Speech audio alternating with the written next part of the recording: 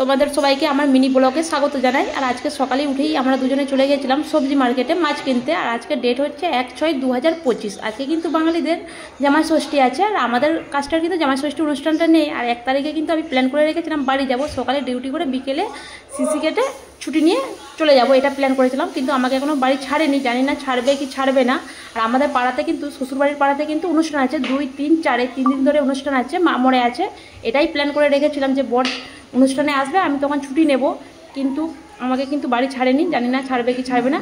কিন্তু মনের দুঃখ পেয়ে ঘরের কোণে বসে থাকলে তো সমস্যার সমাধান হবে না, খাওয়া দাওয়া তো করতেই হবে। তারপরে এই দেখো চলে এলাম এখন ফুটি কিনতে, আমার মেয়ের জন্য ফুটি কিনতে চলে এলাম। আমার মেয়ে কিন্তু শহরে আসার পর ওর খাওয়া দাওয়া কিন্তু অনেকটাই কমে গেছে। ও কিন্তু শহরে এলেই সেরকম ঘোরাঘুরি করতে পারে না। গ্রামে যেমন চারদিকে ঘোরাঘুরি করে, সবার সঙ্গে খেলাধুলা করে, ওর ওখানে ভালো লাগে গ্রামে। শহরে কিন্তু ওর ভালো লাগে না, সেই কারণে ও ঠিকঠাকভাবে এখানে খাওয়া দাওয়াও করছে না। শরীরটা কিন্তু অনেকটাই ও রোগা হয়ে গেছে আর দুর্বল হয়ে গেছে।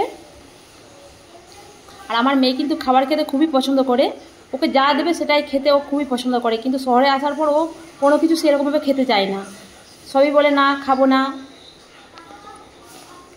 তারপরে এই বাজার থেকে এনেছিলাম চপ, তারপরে এই দুজন মিলে এখন ব্রেকফাস্ট করছি, চপ মুড়ি।